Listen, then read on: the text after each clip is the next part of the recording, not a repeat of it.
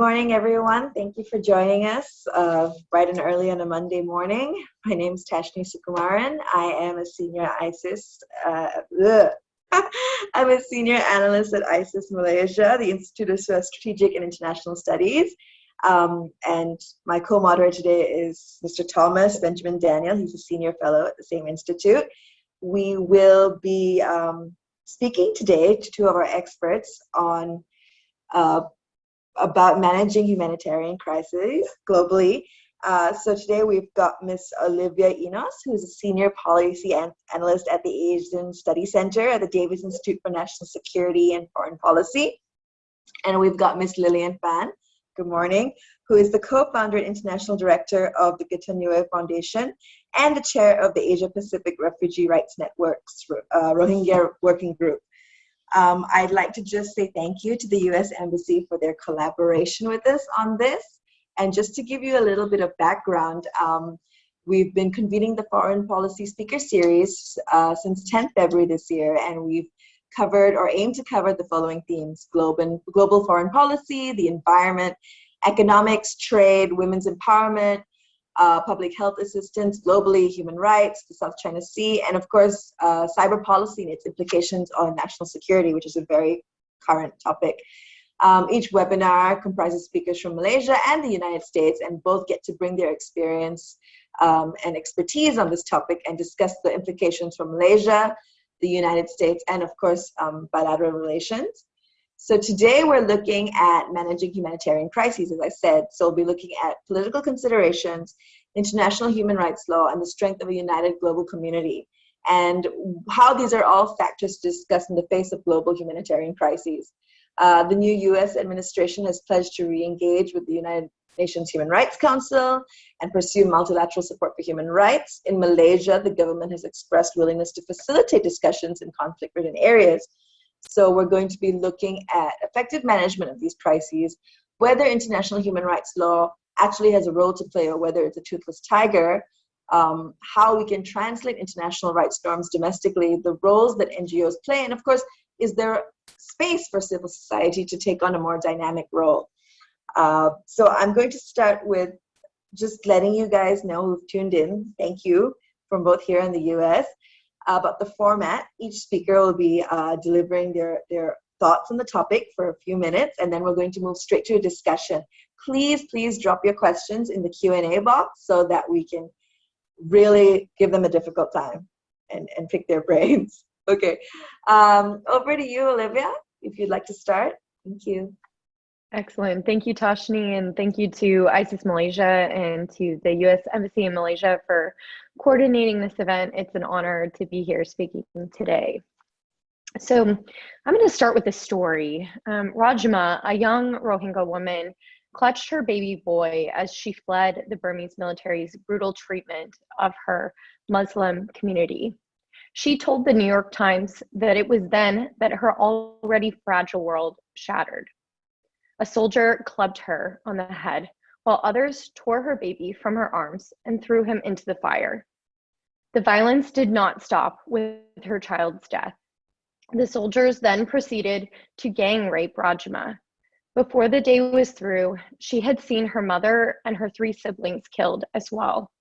Rajma is far from the only Rohingya woman who is scarred by the Burmese military, and she's far from the only individual who is affected by poor governance and by governments that refuse to respect and to protect the fundamental rights of their citizens. Severe human rights violations and humanitarian concerns abound, particularly in Asia. And in the face of atrocities like genocide and crimes against humanity, sometimes it can be easy for policymakers to assume that there is nothing that can be done, especially given the gravity and the scale and the scope of what's presently taking place today. But when you have, for example, a coup and previous genocide and crimes against humanity taking place in Burma, when you have genocide and crimes against humanity against Uyghur Muslims in China that are ongoing today, when you have backsliding norms and democratic protections and poor governance in Cambodia, and when you have a despotic regime in North Korea, these are just to name a few. The US and the international community can't simply look on, and they don't have the option to look away. So the big question then becomes, what action can be taken? And in order to think through some of these action items, I think it's important to acknowledge that there's a battle over values that's taking place in Asia. The US government has set out a goal of promoting a free and open Indo-Pacific, but there are numerous threats, and I just named a few, that pose a threat to that vision of maintaining a free and open Indo-Pacific. And that threat is mostly emanating from various authoritarian actors, like the Burmese military, like the Chinese Communist Party, like Kim Jong-un in North Korea. And I want to highlight a couple of tools that the US has at its disposal, but I want to put those tools in the broader context of multilateral action and how we can work together in the international community to respond to these human rights violations and to these humanitarian challenges that are facing people all across the globe. The first area of policy action that I'd like to focus on is refugee admissions, or extending safe haven to individuals. For the US, this is the US Refugee Admissions Program, and offering safe haven in the midst of crisis is often one of the most tangible things that the US government can do, and we've seen many other countries around the globe stepping up with this as well.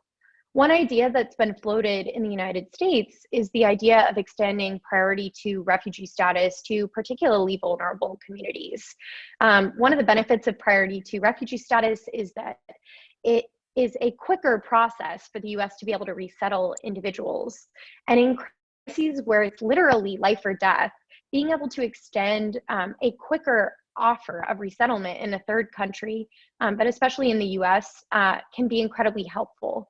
I've recommended priority to refugee status, for example, for Uyghurs, for Hong Kongers who are fleeing persecution at the hands of the Chinese Communist Party, but also to Rohingya refugees, like, for example, Rajima, who we talked about at the beginning of the program. But beyond resettlement, because unfortunately resettling individuals is only possible for less than 2% of all refugee populations, there's an important role for the US to play in aiding frontline states. And this is something we can partner with other countries. The US government, for example, in the midst of the Rohingya crisis, has already provided, just since August 2017, $1.3 billion in assistance that's both to the government of Bangladesh that houses over 900,000 Rohingya refugees, but also to Burma itself, because there are Rohingya that are left behind as well. And I think that providing aid and assistance is especially relevant in the short term, because many refugees actually prefer to stay in the region that's closest to their home, because they have hope, especially if a conflict has only been going on for a short period of time, that they might eventually be able to return to the country that they once called home. The second policy action item that I'd like to highlight is that of sanctions.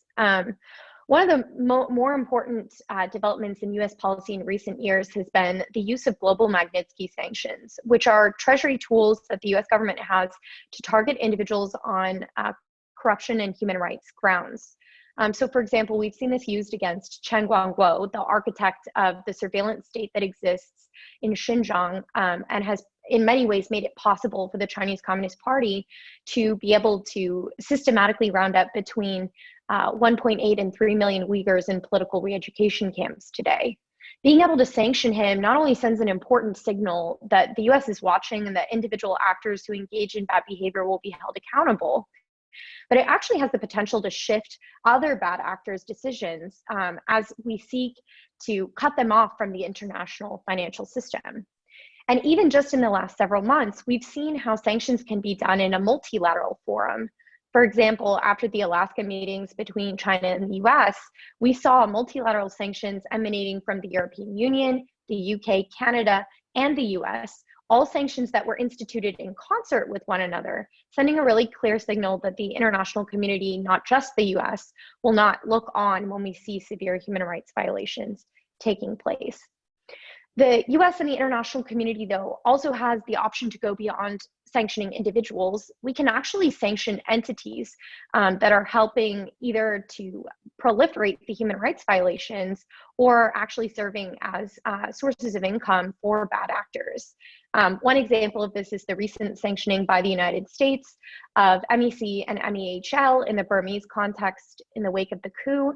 We sanctioned both of them because they served as very strong funding resources for the Burmese military, and especially after they had undermined global norms, it was important to hold them accountable. The third area of policy action that I wanted to highlight is our ability to really call a spade a spade. That sounds a little bit broad and generic. What I mean by this is the US has the ability to issue atrocity determinations when some of the most severe human rights violations are taking place. So we saw this most recently in January when, on the last day of the Trump administration, they issued an atrocity determination saying that Uyghurs in China were facing genocide and crimes against humanity. Issuing an atrocity determination like this generally leads to follow-on action. It leads to greater attention to an issue, and it leads to an acknowledgement of what's actually taking place. A case was presented, evidence was demonstrated, and it's clear that some of the worst human rights violations of the 21st century are being carried out today by the Chinese Communist Party. But in other instances, we've seen the US government be reluctant to call these atrocities what they are. For example, in the Burmese context, neither the Trump administration nor the Biden administration to date have said that genocide and crimes against humanity are taking place, despite the fact that the United Nations, in its fact-finding mission for Myanmar, found that both atrocity crimes were taking place. This is an opportunity for potential future action, and also a reminder that the United Nations plays a really critical role in raising awareness about human rights violations as they're taking place and after they've taken place. There are many other tools that I would love to highlight during our discussion, but I recognize that we have limited time here, and so I'm just going to very quickly touch on a couple of other things. The US has important tools to tackle forced labor, for example, that the US Commerce Department and Customs and Border Protection have the ability to tackle forced labor. We also see democratic assistance and help in the midst of humanitarian and disaster relief. Perhaps these are all subjects that we could cover in our Q&A section. But I'll just end very briefly on this note. There's a lot of strength and power in US leadership, but it is best done when that leadership is carried out in concert with other allies and friends. So it's been really encouraging to see the Biden administration placing greater emphasis on maximizing and utilizing our partnerships and our allies that we have in Asia, whether it's Japan, Korea, Australia, Thailand, the Philippines, or otherwise. And I think that there are a lot of opportunities to work together. And when we do work together, it sends a really strong signal that we stand on the side of the people whose rights are being violated, and we will defend their freedom, not as single lone actors, but in concert with one another, because we recognize how grave and severe these threats are. Thank you so much for this opportunity to speak today. Thank you so much, Olivia. I mean, that was a harrowing story that you told at the start, and I absolutely do agree with the importance of working in concert with all of those involved when it comes to upholding human rights. If I could just move over to Miss Lillian, and we could hear her thoughts from maybe a more sort of regional, local context. There we go. I've spotlighted you. Thank you so much, Tashni, and huge thanks to the US Embassy and to ISIS Malaysia for inviting me to speak at this webinar, which I think is extremely timely. I'd like to start perhaps before I basically focus on the region and even in Malaysia with a few facts and figures about the sort of where we are in terms of global trends of humanitarian need. There have been some very good reports, which I would encourage all of you who have the interest and time to read, that have been done by UNOCHA, the United Nations Office for Coordination of Humanitarian Assistance, which paints a really quite frightening picture, in fact, in terms of where we are in terms of the needs, but also I think what's important is looking at the capacity of the system what we call the humanitarian system to meet those needs, particularly in a climate where the creation of humanitarian needs and the increasing complexity of the drivers behind humanitarian needs are getting more complex by the day, and the ability of the system and of countries around the world to basically meet those needs is, I wouldn't say totally declining, but is facing many challenges, and in some areas is declining. So just for a few statistics so that we sort of, get an idea of where we are globally, UN OCHA predicts that this year there would be 235.4 million people in need, facing humanitarian needs. That the number of people who will be targeted by humanitarian aid will actually be much less than that. It will only be around 159.9 million, leaving hundreds of millions of people without necessary humanitarian aid. And the requirements for that aid will be at the scale of $35.1 billion US dollars. And there are enormous challenges to basically even meeting these needs. And looking at some of the trends, I think it's important for us to pay attention to the type of analysis that's been coming out from the UN and other actors, including MSF and other global humanitarian actors, that needs are becoming very complex. I mean, obviously, I think the pandemic itself has shown us that we can't look at humanitarian needs in a narrow sense. We can't look at the causes of humanitarian needs in a narrow sense. It's not only about conflict or disasters, which I think is mainly the way we tend to see humanitarian crises as a result of either conflict or natural disaster. But as we can all see,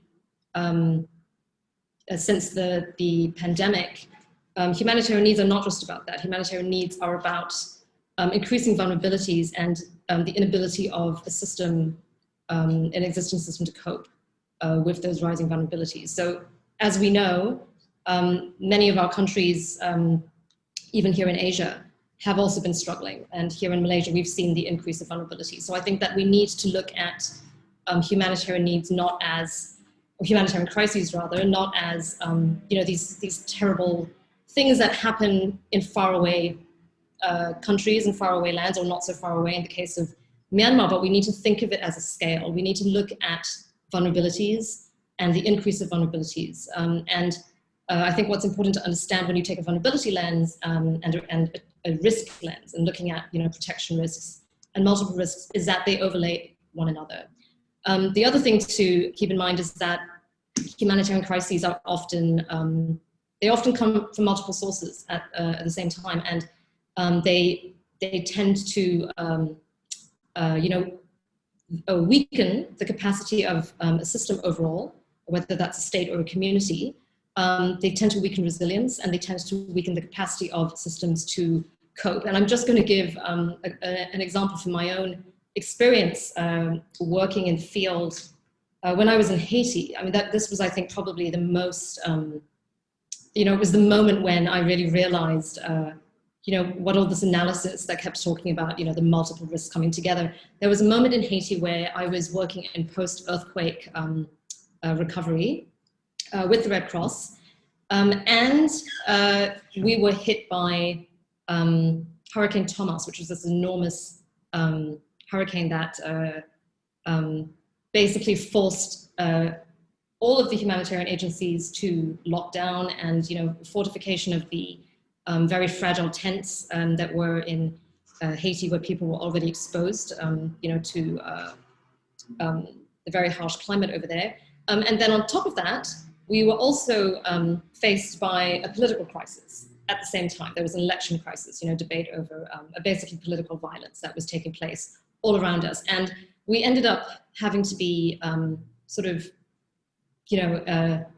camped out. Literally, we had to move out of, and we were already living in tents. but we had to move out of our tents into the very fragile office, which was, a kind of half-built, half-constructed building near the airport. And the entire team was huddled in there for about 2-3 days with, violence on the outside, the hurricane coming, and no ability to respond to, the victims of the earthquake, who we were there all to help. So I think that, it's, we need to look at humanitarian crises and needs as a weakening of the systems which enable people to cope with times of vulnerability and with shocks. I think the other thing that we need to take into account when it comes to trends is that there is 80%, the world, this is, these are World Bank figures, and also it's been quoted by the UN, 80% of the humanitarian needs are driven by conflict or conflict-affected situations, which means that actually, humanitarian assistance is never a solution. I mean, it's really, these are, at best, you're reaching out and you're trying to assist people who are in need, and it's never going to be a solution to a political problem. So I think that what's also really important is looking at the capacity of the international community to deal with political conflicts, violent or otherwise. And that's why the UN Secretary General as well has made prevention of conflict and global ceasefire one of the top priorities of his agenda, as has been calling for a global ceasefire to be upheld and respected throughout obviously this period of the pandemic, but even beyond that. And I think that we need to look at all of these things together. So we can't talk about meeting humanitarian needs and fixing, there's been a lot of debate about, is the humanitarian system broken? We can't just talk about that in isolation. We need to talk about it in relation to a very, well, basically, to measure what's the effectiveness internationally of the mechanisms that we have at our disposal internationally to really work on concretely and constructively ending conflicts and trying to prevent conflicts from continuing because they are really the largest creator of humanitarian needs. I think the other thing to say is that there are so many of these conflicts that have dragged on for years and years and years, including in Myanmar, including in our region. I'm not just talking about, Syria and Yemen and Iraq and other places that we know of. And, of course, in recent weeks, we've all been thinking about Palestine. But we are talking about a context globally where we're operating in a space where respect for humanitarian law, international humanitarian law, in fact, is declining. And also respect for international refugee law, as Olivia was talking about, the frameworks for refugee protection, that's also declining. And I think when we shift to, looking at the region, we need to take that into account. Our region, in ASEAN, we are part of a global system. We may have a different cultural context and a different historical, socioeconomic context, as every part of the world does. But I think it's important to understand that, I think particularly for ASEAN, because ASEAN is at a stage where we are trying also and have started to develop our own humanitarian institutions and humanitarian approaches, that we take into account that we are part of this global system as well. And we need to be working in a way where we are contributing to that global system, meaning that we need to make sure that we're effective. And there are objective measures of how effective you can be actually in addressing humanitarian crises of different types. And I think this is one of the big challenges of ASEAN, that ASEAN face now. We have a very good institution and mechanism now for addressing natural disasters. And that already took a lot of work. And of course, Southeast Asia is a region which is very heavily affected by natural disasters. But the impetus for this came really after the tsunami of 2004. And I think that we should be looking ahead. I mean, I think ASEAN needs to be planning and also learning from current experiences. I mean, currently, ASEAN's big dilemma is Myanmar. And but Myanmar's not a new issue. And I think that this is one of the challenges. ASEAN should, I would say, I've worked for ASEAN in Myanmar, but I would say that ASEAN should have started working on ways to address humanitarian crises as a result of conflict much earlier. And certainly if we haven't started to do that already, we need to start doing that now. The other thing is the refugee context, not just for refugees from our region, but refugees from all over the world. Because conflict is so difficult to end and ends up affecting so many civilians, displacement of civilians and the inability of civilians to survive in those conflict-affected countries and to be protected is also very difficult. And therefore, refugee flows to mainly to their own neighboring countries, but also sometimes further on, will continue for a long time to come. And we can't expect, although we should work towards trying to have more resolutions and try to facilitate, when possible, repatriation, safe, dignified, and voluntary repatriation. It's also true that those solutions are very elusive in certainly the short and medium term. So working on trying to develop refugee protection frameworks for the region and domestically are really important. And it's not only important for the refugees, it's also important for citizens of host countries. So if you just take Malaysia, for example, there have been a lot of organizations and of course UNHCR and even our government here in Malaysia trying to look at what's the right approach for refugees. And there are advocates to say, let's just sign the convention. There are others, like ourselves, who say, even if the government were not ready to sign the convention, there are many things the government can do domestically, domestic policy that is aligned to the spirit of the convention. A few simple steps like documentation would actually help to move this entire population of refugees here in Malaysia. It's not that large, to be honest, but obviously it's still significant, particularly in a time of a pandemic where everyone is more vulnerable.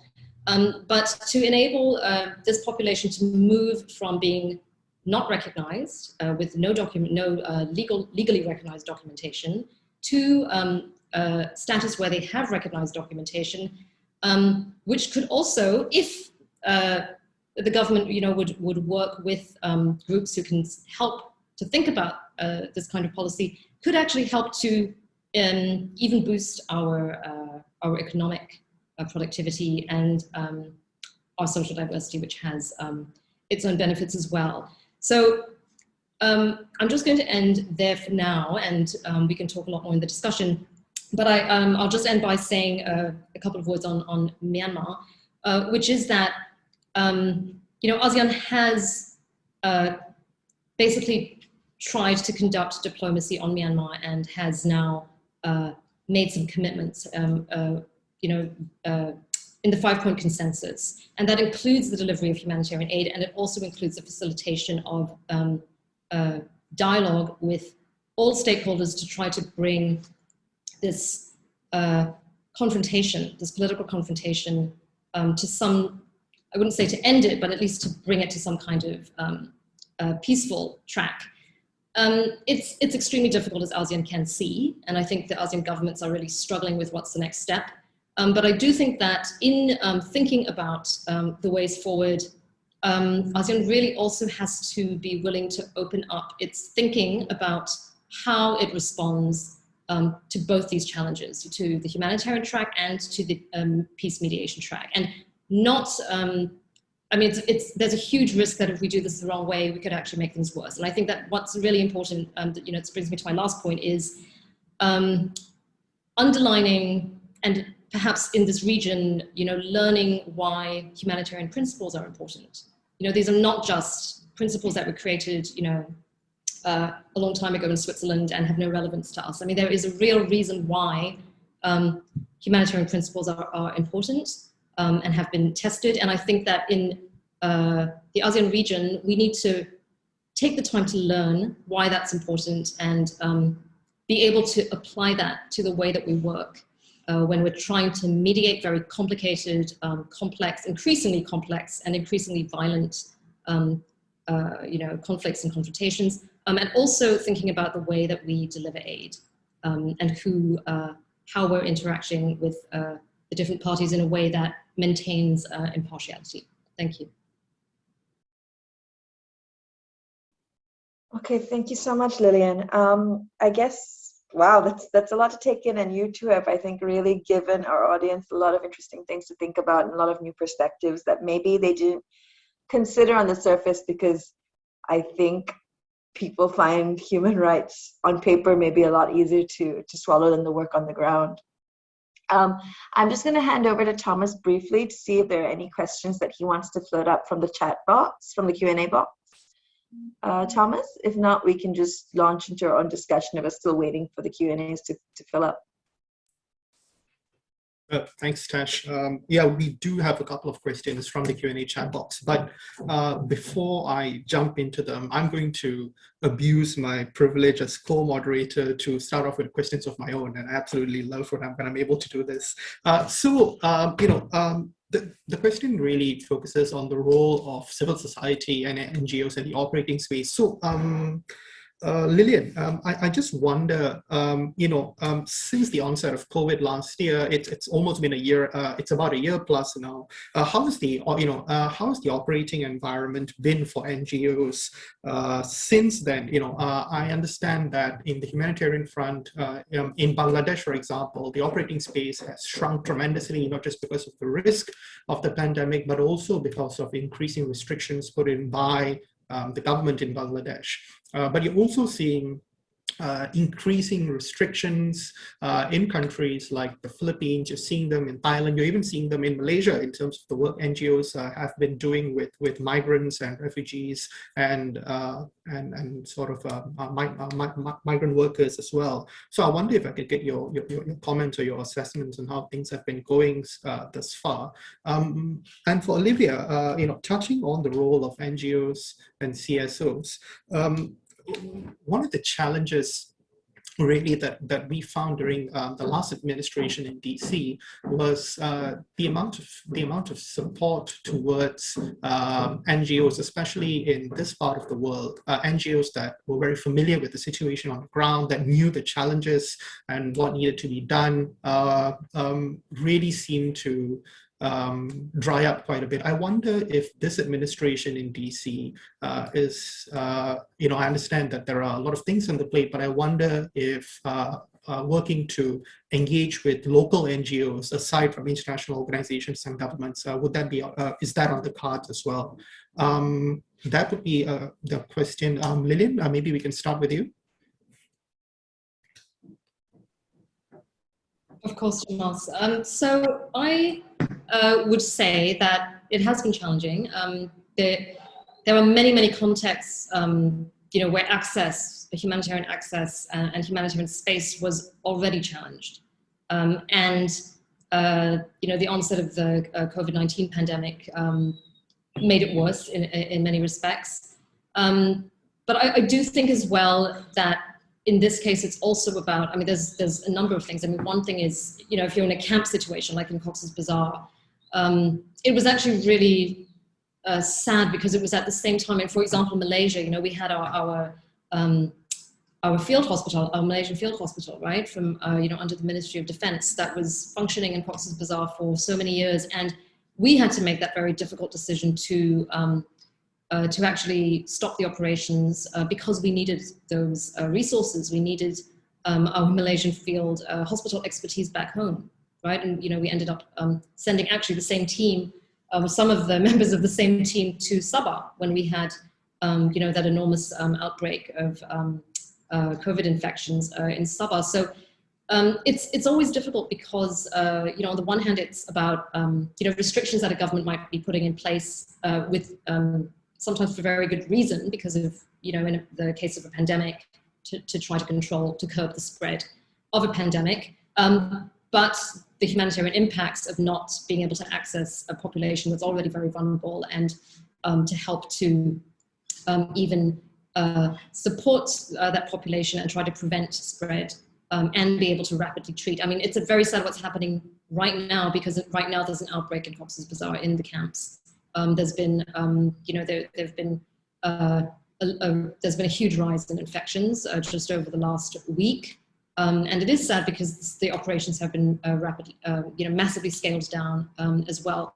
But I think that it is complex. I mean, here in Malaysia, of course, it's been a very different context. And I would say, I mean, as an organization, that has been operating, we do have some way to go in Malaysia in terms of recognizing, organizations who are working directly with communities that are affected. But I have to say that we never faced direct restriction because, I mean, it wasn't always very clear, what the SOPs were and what the procedures were, whether you go to, whether we had to go to, JKM in our district, or whether we needed just a letter from, or an organization that had a partnership with one of the ministries.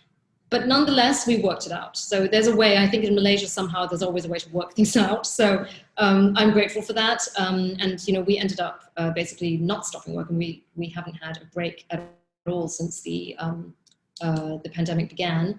And in fact, have been busier than ever. And that's because there's been so much need. There's been such incredible need in the communities. But one thing I would say, and I know that we have some refugee leaders who are on this call with us, and I'd like to acknowledge them from Malaysia.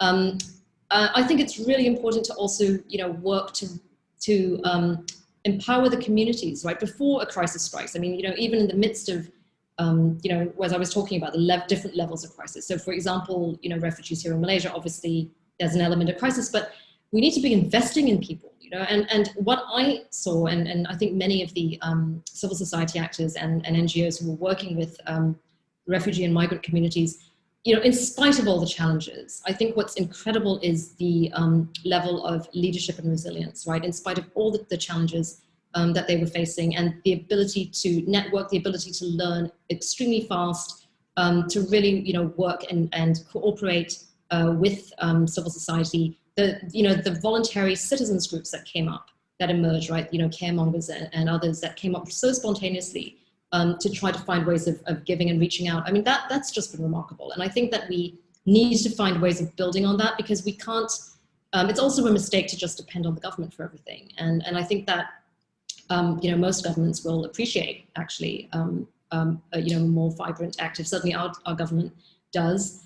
And I think that working through, trying to negotiate for more space is also about being more organized and building trust, right? And making sure that, the authorities also know that you are here to do no harm, you are here to support, you're here to help them do their work and to be, a delivery mechanism, if you like. So I think that's important, and that trust building is important, not just with NGOs, but also, first and foremost, I think, with members of affected communities. So I'd like to say that, one of the focuses should also really be continuing to try to empower refugee leadership at the community level of communities at risk. Thank you, Lillian. Olivia?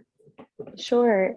So I'll just sort of start off by saying I think civil society is generally resilient regardless of what the posture of any particular administration is towards it. That is by nature what civil society is. They can define for themselves in many ways how they want to act and respond. And obviously it helps when they have an operating environment where governments around the world are supporting their growth. But I think it's pretty rare that, any administration has the ability to stifle or not stifle.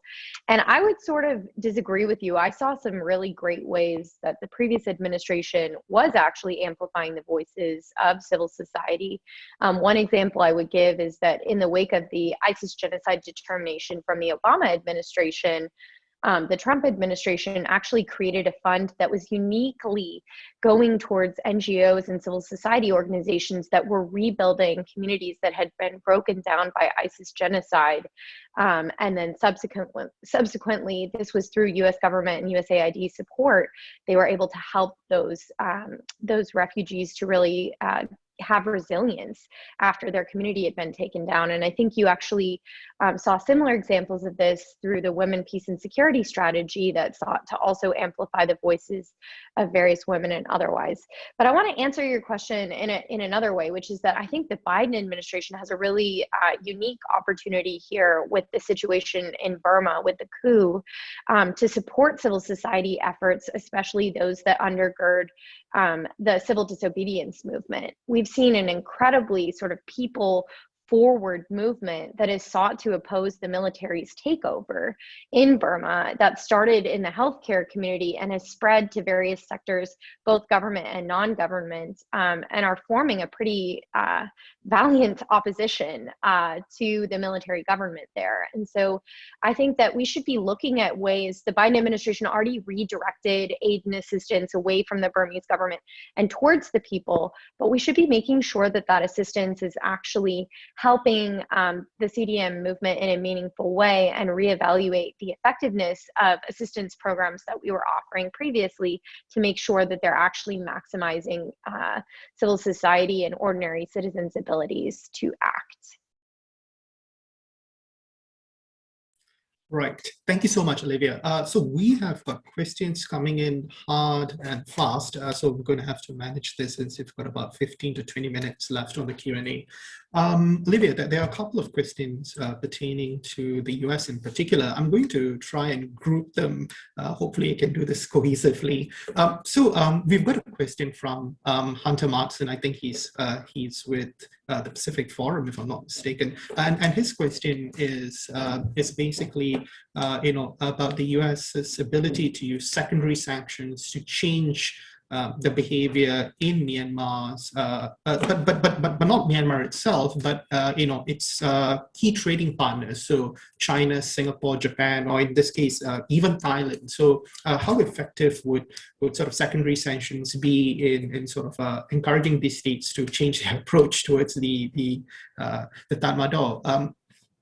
And a second question, if I may, I'm going to combine two questions here. One by Admiral Chin. He's a former retired admiral from the Malaysian Navy, and Admiral Chin has a comment really more on the image that's being put out, where the US seems very concerned about human rights violation elsewhere around the world, but unfortunately, within the US itself, there have been very widespread and very, very public incidents of what some would describe as human rights abuses in terms of the abuse towards certain minority communities.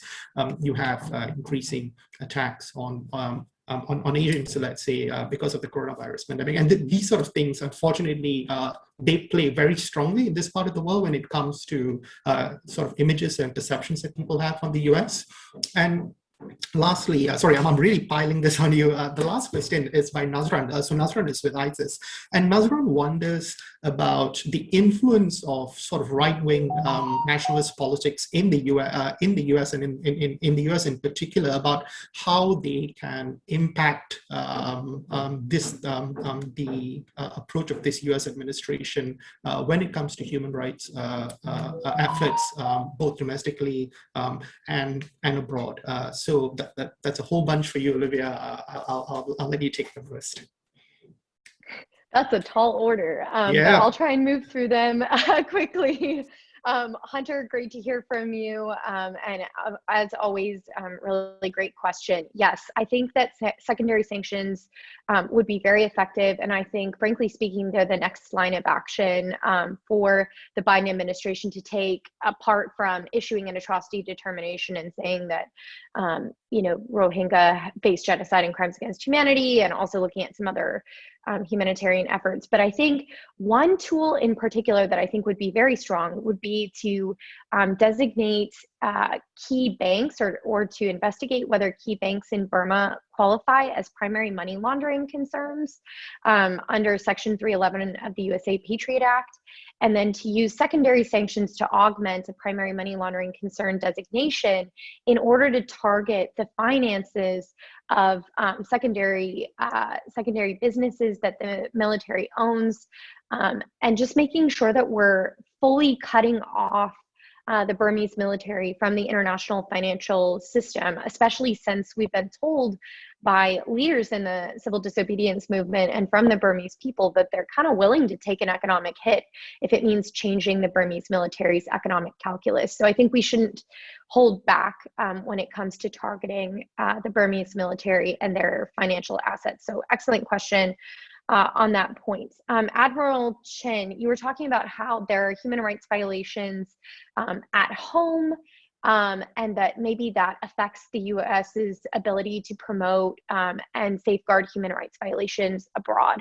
And I would say this, every country has checkered histories and pasts and has challenges in the present.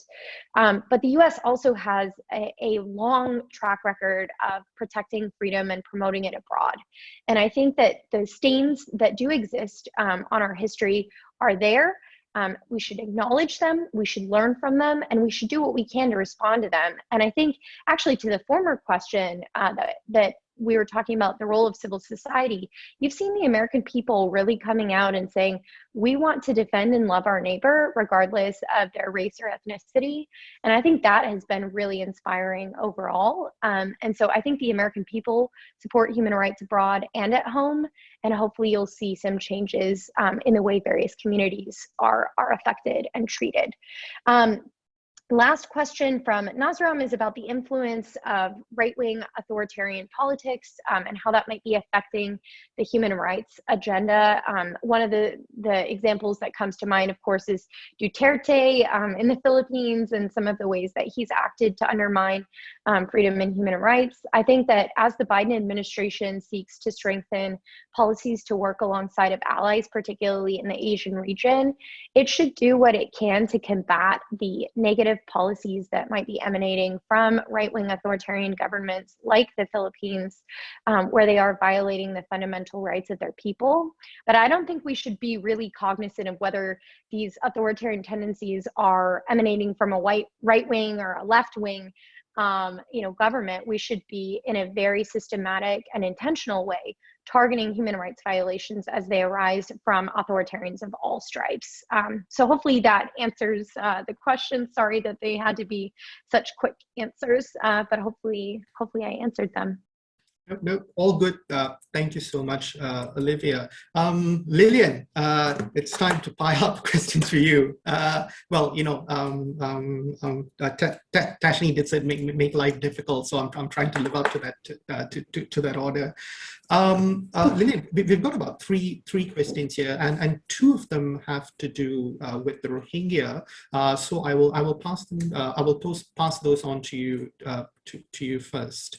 So we've got one question from Marinette Kam from Cambodia, and Marinette's question really is on, if you could share your thoughts on the upcoming on your views on how the US plans to respond to Myanmar on the Rohingya crisis. And Olivia, if you want to chip in on this as well, please do so. The second question, Lillian, is from Susila Devi Chandran, and she would like your thoughts on how do you evaluate ASEAN's performance in dealing with the issue of the Rohingya. I think you've sort of touched on that. If there's anything else you want to add to your points. And the third final question comes from an anonymous attendee, and our anonymous attendee would like to hear your thoughts on ASEAN's own efforts to develop regional protection frameworks for refugees in this region. Aside from the points you made about documentation in Malaysia, what should be the primary focus of this framework that makes it unique to ASEAN? So that's about three questions for you, Lillian, and for you, Olivia, later, if you want to jump in on the question on the Rohingya as well. Thank you. Thank you so much. Thank you so much, Thomas. I mean, I think on the issue of the Rohingya, I didn't say too much about it when I was speaking earlier. I think that there's really responsibility at so many levels. I think at the global, international level, the US, of course, has a lot to contribute to this. I wouldn't say solving the problem, but certainly easing the suffering of Rohingya. And we really do hope that the Biden administration will make it a priority, including in looking at, perhaps considering an increase of Rohingya for resettlement.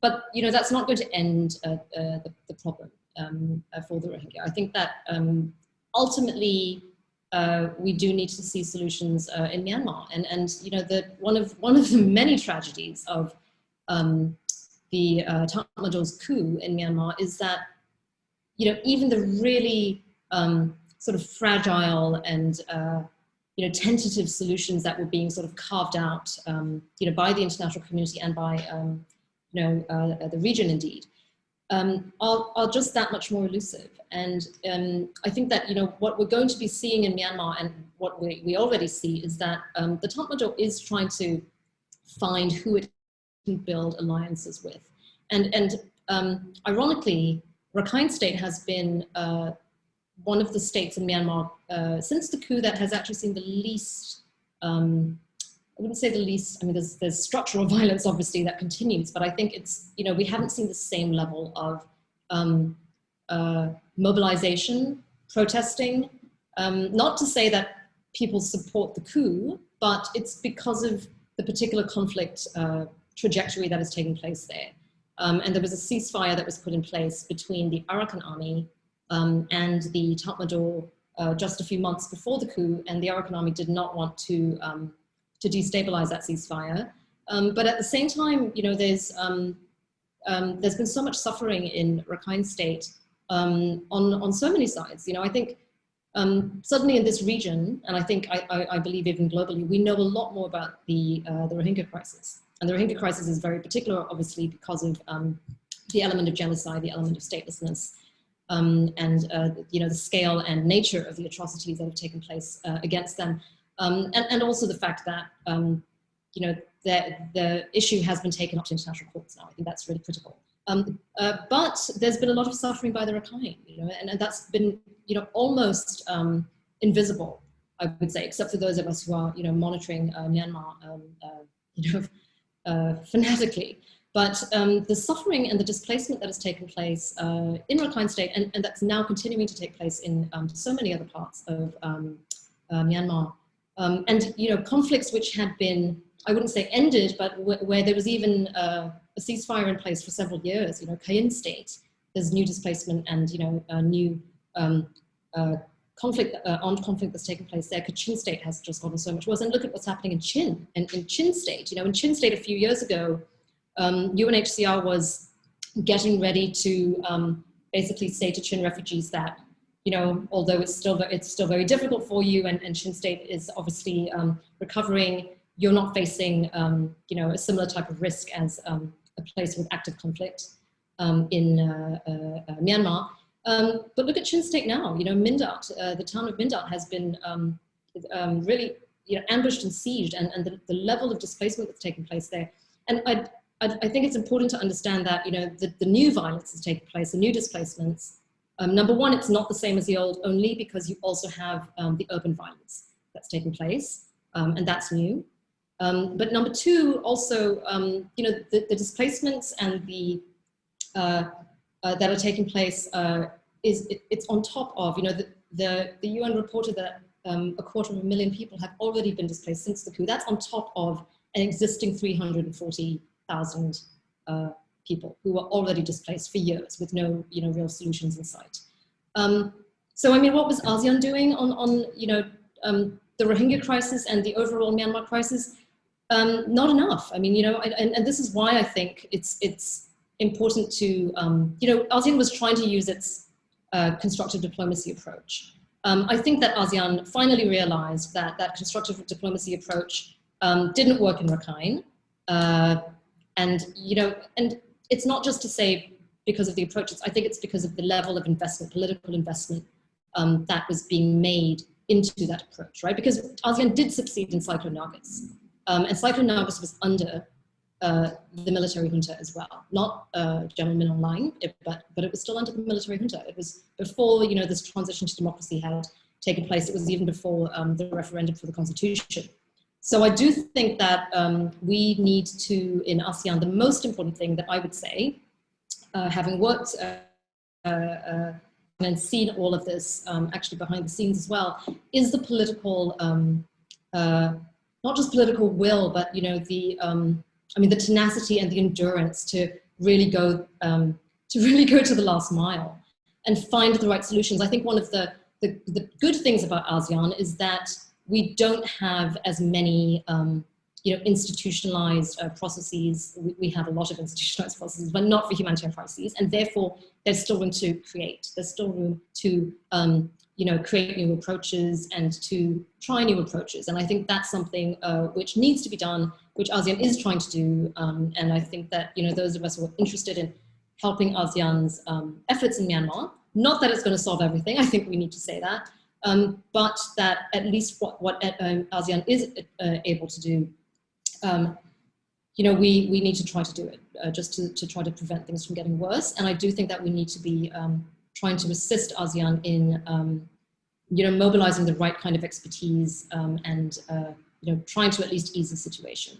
The question on refugees and the regional protection, I think that, it's obviously not just about documentation and not just about Malaysia. This is, I feel that the region could benefit a lot from having, region, like ASEAN level guidelines, for example, which would then allow member states of ASEAN to gradually develop domestic legislation, domestic policy and legal frameworks, adapted to their own context, but also with some, underlying principles. And this is what happened, through our disaster framework, for example, we had ADMA, and that's legally binding. ASEAN then started, the ASEAN countries then started to develop robust disaster management and preparedness laws and frameworks, which we lacked before, in fact. I think we all forget that. We can do the same on refugees, but we really do need to understand that it's in our interest. And I think that is the big challenge for ASEAN. And ASEAN continues to see this as, we keep going back to the Indo-Chinese crisis, and we keep looking back at, Malaysia and Indonesia, I think, constantly go back to, back in the days when we had the Indo-Chinese refugees, we had, we were willing to host them, and then, the West basically resettled all of them. That's not the world we live in now. And I think we just need to accept this is not going to happen. As much as the US and others, other resettlement countries, we do hope that there's a rise in resettlement, that's not going to be the ultimate solution for refugees. And I think we need to be able to look at approaches where we take a level of responsibility as well. This is why responsibility sharing is the language that we should be talking about, and which, in fact, some of our leaders, including our Prime Minister, has used, right? Responsibility sharing. But that means we also need to, do our part in terms of responsibility. So where can we really sit down and have these serious discussions about what are we willing to do? If it's documentation, if it's, looking at opening up certain services. In Malaysia here, which is I think, probably one of the most progressive sectors for access to services to refugees is the health sector. But we give a 50% discount to refugees who have a UNHCR card, or even now a UNHCR letter.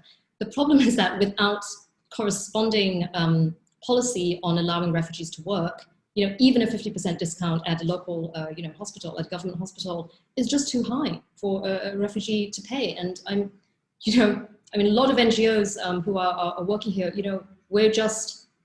we've really become, fundraisers for delivery of babies for serious medical cases. That we just do that on an endless level, and we don't have the resources for it. We are exhausted, and I would really like to say that, we'd like to work with the governments of this region to be able to work on develop a policy that makes sense, that is fair, that is just, and that also takes into the interest, the interest of our host communities as well.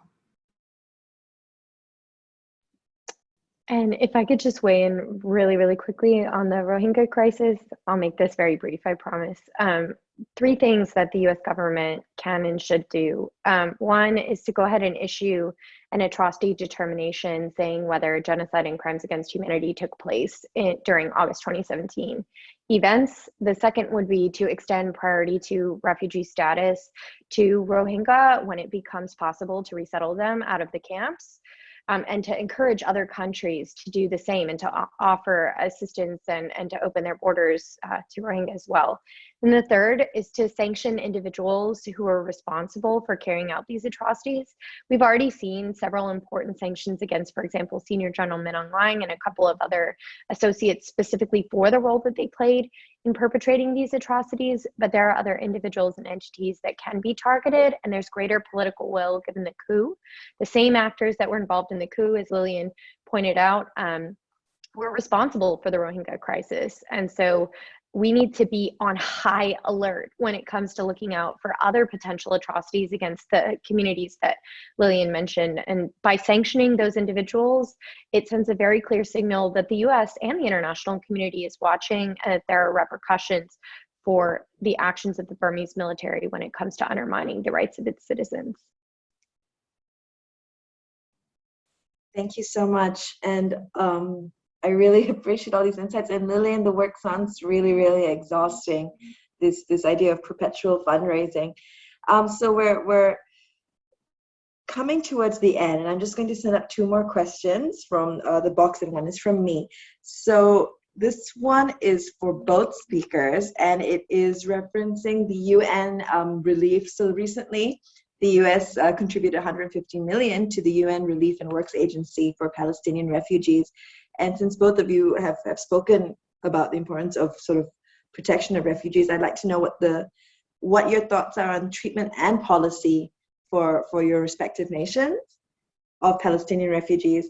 And secondly, I'd like to know about this responsibility to protect.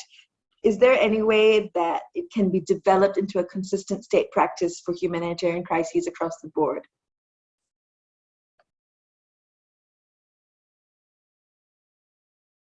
Olivia, would you like to go first? Sure. So the Palestinian refugee crisis falls like pretty much outside of my area of expertise. So unfortunately, I don't think I really have something to add there. But on the responsibility to protect, I do think that, this is an interesting idea and one that has been for sure hotly debated and contested about its relevance. But I think that every single country does have, perhaps not exactly in the R2P sense, but in the general sense that every country bears a responsibility to protect the rights of its own citizens. And when we observe other countries violating the rights of its own citizens, we should be looking for ways that we can help in order to make it so that those individuals experience help and assistance from the US, from other actors that care about defending freedom and human rights. And so to the extent that we can identify practical solutions to that, I think that should be a priority area. And I would critically note that one of the frustrating things, particularly in the US government context, about tackling human rights challenges is that so often they're viewed as divorced from national security or national interest-based concerns, when in reality, responding and protecting human rights and values throughout the region advances US interests and also advances the interests of ordinary citizens within their country. And so we should look for ways that we can be protecting and safeguarding human rights in the most forward-leaning ways possible and not view it as working in opposition to our interests, but in fact is advancing them.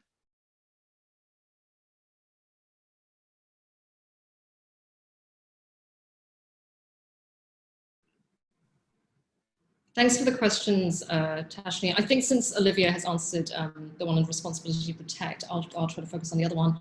I think it's it's a really welcome move that the US administration, the Biden administration, has restored funding to organizations working in Palestine, including UNRWA, but also not just UNRWA. I believe that's also USAID received more funding for other programs in Palestine as well. And there's also development money that's included in the assistance programs. And I think that that's really welcome. But I do think that, the problems, it's not just Palestinian refugees, of course, right? It's civilians who are living within Palestine, and also, Palestinian Arab Israelis as well. I think there are just so many levels to this crisis that are never going to be resolved by humanitarian assistance or development assistance. And again, I mean, as I said earlier, like all these other complex conflicts, there really needs to be a pathway to to have a resolution at some point. And I think we really need to take a hard look at why every effort from Oslo and beyond has not worked, has failed, and it's not just in Palestine, right? I mean, it's the